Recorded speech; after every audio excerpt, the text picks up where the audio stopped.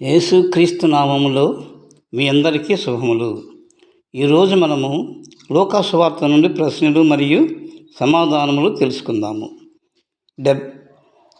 1. ఒక విశ్రాంతి దినమున సమాజ మందిరంలో యేసు బోధించుతున్నప్పుడు ఎలాంటి స్త్రీ ఆ సమాజ మందిరంలో ఉండెను? జవాబు: ఒక స్త్రీ విశ్రాంతి దినమున సమాజ మందిరంలో యేసు బోధించుతున్నప్పుడు బలహీనపరచు దయ్యము పట్టిన స్త్రీ ఆ సమాజ మందిరంలో ఉండెను. 2. ఎన్ని సంవత్సరముల నుండి దెయ్యము ఆ స్త్రీని బలహీనపరుచుతుండెను? జవాబు: 18 సంవత్సరముల నుండి దెయ్యము ఆ స్త్రీని బలహీనపరచుతుండెను. 3. 18 సంవత్సరముల నుండి దెయ్యము ఆ స్త్రీని ఏం చేసెను? జవాబు: దెయ్యము ఆ స్త్రీని 18 సంవత్సరముల నుండి నడుము వంగిపోయి ఎంత మాత్రమును చక్కగా నడవకుండా చేసెను.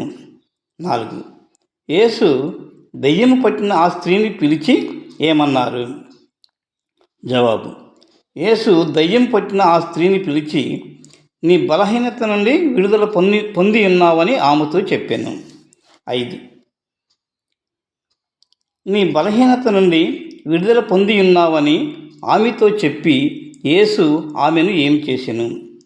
జవాబు: నీ బలహీనత నుండి విడుదల పొంది ఉన్నావని ఆమెతో చెప్పి ఆమె మీద చేతులుంచగా ఆమె చక్కగా నిలబడి దేవుని మహిమపరచెను.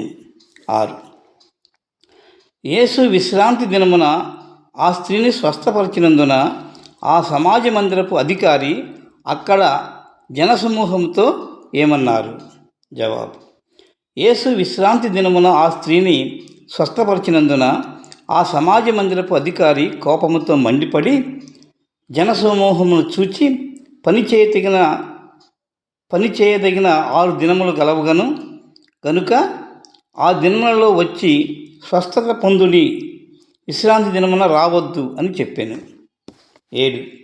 స్వస్థత పొందుటకు విశ్రాంతి దినమున రావద్దని చెప్పిన సమాజ మందిరపు అధికారితో యేసు ఏమన్నారు? జవాబు: అందుకు ప్రభువు, వేషధారులారా, మీలో ప్రతివాడును విశ్రాంతి దినమున తన ఎద్దునైనను గాడిదనైనను గాడి యొద్ద నుండి విప్పి తోలుకొని పోయి నీళ్ళు పెట్టిను కదా. ఇదిగో 18 ఏండ్ల నుండి సాతాను బంధించిన అబ్రహాము కుమార్తె అయిన ఈమెను విశ్రాంతి దినమున తన కట్ల నుండి విడిపింపదగదా అని సమాజ మందిరపు అధికారితో మరియు అక్కడి వారితో యేసు అనెను. 8.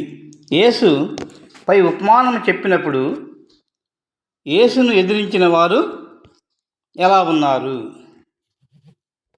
యేసు పై ఉపమానం చెప్పినప్పుడు యేసును ఎదిరించిన వారందరూ సిగ్గుపడిరి. అయితే జనసమూహము యేసు చేసిన ఘనకార్యములన్నింటినీ చూసి సంతోషించెను. ఈ వీడియో మీకు నచ్చినట్లయితే లైక్ చేయండి, మీకు తెలిసిన వారికి షేర్ చేయండి, సబ్స్క్రైబ్ చేయండి మరియు కామెంట్ కూడా పెట్టండి. Thank you.